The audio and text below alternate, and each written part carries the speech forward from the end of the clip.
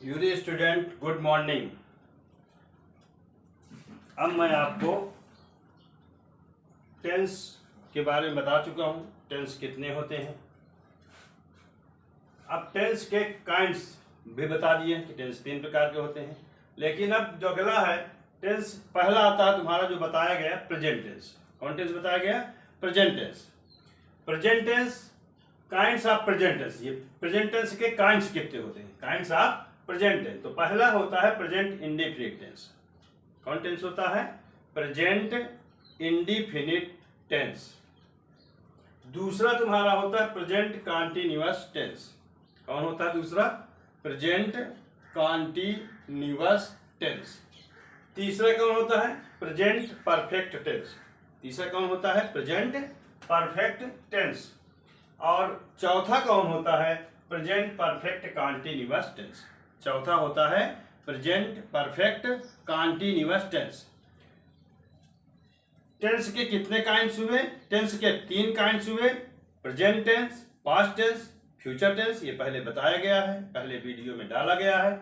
दूसरा तुम्हारा आ गया कि जो काइंड्स बताएंगे उसमें पहला काइंड्स है प्रेजेंट टेंस। तो प्रेजेंट टेंस के कितने भाग होते हैं? तो प्रेजेंट टेंस है 4 काइंड्स। कितने काइंड्स? 4 काइंड्स। पहला प्रेजेंट इंडेफिनिट टेंस, दूसरा प्रेजेंट कॉन्टिन्यूअस टेंस, तीसरा प्रेजेंट परफेक्ट टेंस, चौथा प्रेजेंट परफेक्ट कॉन्टिन्यूअस टेंस। अब सवाल ये होता है प्रेजेंट इंडेफिनिट पहला आया, कौन टेंस आया? Present indefinite. इसको हम पहचानेंगे कैसे कि हमारा प्रेजेंट टेंस? कैसे पहचानेंगे, कैसे जानेंगे कि ये हमारा प्रेजेंट टेंस है? तो इसमें लिखा होगा वाक्य के अंत में, वाक्य के अंत में ता है। क्या दिया होगा? ता है, ती है, ती है, ते हैं, ते हैं और ता हूं, ता हूं। प्रेजेंट इंडेफिनिट की पहचान है कि जब वाक्य के अंत में ता है, ती है, ते हैं, ता हूं आदि शब्द लगे हो तो समझ लो हमारा कौन टेंस है? प्रेजेंट इंडेफिनिट टेंस है। ये प्रेजेंट इंडेफिनिट टेंस की तुम्हारी पहचान हो गई। इसकी हेल्पिंग वर्ब क्या होती है? Helping verb, helping verb, helping verb होती है डू और डज। क्या होती है? डू और डज। ये तुम्हारा हेल्पिंग वर्ब हो गई। प्रेजेंट इंडेफिनिट टेंस की पहचान वाक्य के अंत में ता है, ती है, ते हैं, ता हूं आदि शब्द लगा होता है। इसकी सहायक क्रिया क्या है? हिंदी में सहायक क्रिया कहते हैं, इंग्लिश में हेल्पिंग वर्ब कहते हैं। सहायक क्रिया होती है डू और डज। क्या होती है? डू और डज। अब इसमें तुम्हारे वाक्य प्रत्येक सेंटेंस में, प्रत्येक टेंस में 4 वाक्य बनते हैं। कितने वाक्य बनते हैं? 4 वाक्य। जैसे प्रेजेंट इंडेफिनिट बता दिया कि मेन पहचान ता है, ती है, ते है, ता हूं लगा होगा, प्रेजेंट इंडेफिनिट टेंस होगा, सहायक क्रिया ये डू डज होगी। अब इसका रूल क्या है? रूल क्या है? अब देखो सिंपल जैसे आए, पहला होता है रूल्स ऑफ सिंपल सेंटेंस। कौन sentence? Rules of simple sentence. समझ में आ रहा है? Rules of simple sentence. Simple sentence की हिंदी क्या होती है? साधारण वाक्य। क्या कहते हैं? हिंदी क्या होती है उसकी? साधारण वाक्य। सिंपल सेंटेंस को हम अफर्मेटिव सेंटेंस भी कहते हैं। साधारण वाक्य यानी जिसमें ना नहीं दिया हो, ना कोई क्वेश्चन किया गया हो, वो तुम्हारा साधारण वाक्य होगा। इसका रूल क्या है बनाने का? सबसे पहले हम हिंदी इंग्लिश में समझा रहे हैं। सबसे पहले होगा सब्जेक्ट। क्या आएगा? सब्जेक्ट। फिर क्या आएगा? वर्ब। क्या आएगा? वर्ब। फिर क्या आएगा? ऑब्जेक्ट। फिर क्या आएगा? Other word. क्या आएगा फिर? Other word. वर्ड माने शब्द, अदर वर्ड यानी अन्य शब्द। अदर वर्ड मीन्स अन्य शब्द। पहला सिंपल अगर होगा तो सिंपल का रूल है सबसे पहले सब्जेक्ट, फिर verb plus object plus other word. ये तुम्हारा सिंपल का रूल हो गया। एग्जाम्पल है, मैं तुम्हारी किताब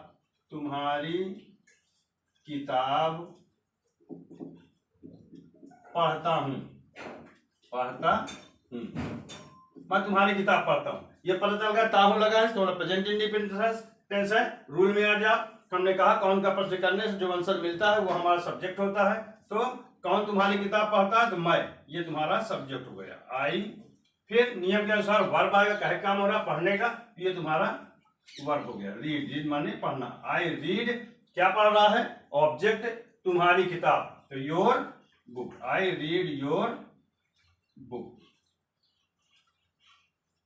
ये तुम्हारा इसमें ऑब्जेक्ट। अब इसमें अदर वर्ड नहीं, अगर ये दे दिया मैं तुम्हारी किताब मैं तुम्हारी किताब वहां पढ़ता हूं, तो वहां अदर वर्ड में हो जाएगा, हो जाता तो वहां देयर लगा जाता, THERE देयर लिख दिया जाता।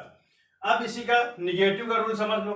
निगेटिव में बस वही है, सब्जेक्ट आगे आएगा प्लस, अब यहाँ हेल्पिंग वर्ब लग जाएगी, डू डज है दिया है, डू और डज, इन दो में कोई एक जो नियम के अनुसार आए, प्लस फिर तुम्हारा नॉट आ जाएगा, इसके बाद नॉट आ जाता है, प्लस तुम्हारा वर्ब आ जाएगा, प्लस तुम्हारा ऑब्जेक्ट आ जाएगा, प्लस तुम्हारा अदर वर्ड आ जाएगा। ऑब्जेक्ट आ गया प्लस अदर वर्ड, ठीक, समझ में आया। अब इसका एग्जाम्पल है निगेटिव का, जिसमें नहीं दिया हो, निगेटिव मीन्स नकारात्मक वाक्य, तो जिसमें नहीं दिया हो उसको हम हिंदी में नकारात्मक वाक्य कहते हैं, इंग्लिश में निगेटिव सेंटेंस कहते हैं। जैसे एग्जाम्पल, मेरा मित्र, मेरा मित्र, मेरा मित्र खाना खाना प्रतिदिन नहीं बेचता है, नहीं बेचता है, बेचता है। मेरा मित्र प्रतिदिन खाना नहीं बेचता है। इसमें रूल में अपने आ जाओ। पहला रूल क्या लिखा गया, ये लिखा सब्जेक्ट, कौन प्रतिदिन खाना नहीं बेचता, आंसर मिलता है मेरा मित्र, तो हो जाएगा my friend, my friend, my friend does, एक वचन है तो डज लगता है, पहले भी बताया गया है। माई फ्रेंड डज, इसके अनुसार डू डज, एक वचन होगा तो डज लगाएंगे, बहुवचन होगा तो डू लगाएंगे। तो my friend does not sell, क्रिया आगे दिया क्रिया, तो सेल माने बेचना, सेल नॉट, ना दिया है तो नॉट, ये दिया है डू डज प्लस नॉट, तो नॉट लिखो, not, my friend does not, अब वर्ब दिया है तो वर्ब का ही काम हो रहा है, बेचने का, सेल हो गया। My friend did not sell, क्या सेल, खाना, फूड, ये ऑब्जेक्ट हो गया। अब आगे बता प्रतिदिन, ये तुम्हारा अदर वर्ड आ गया, तो यहां लिख देंगे एवरी डे या डेली लिख दो, डेली लिख दो, DAILY, ये तुम्हारा निगेटिव का एग्जाम्पल हो गया। किसका हो गया, निगेटिव का। निगेटिव में नोट एक दिया है कि अगर IUB दे आदि अन्य बहुवचन का करता है तो हम वहां डू लगाते हैं, और ही सी इट आदि अन्य एक वचन का कोई भी करता जाए तो वहां डज लगाते हैं। इसी तरह तुम्हारा तीसरा एग्जाम्पल है इंट्रोगेटिव, जैसे क्या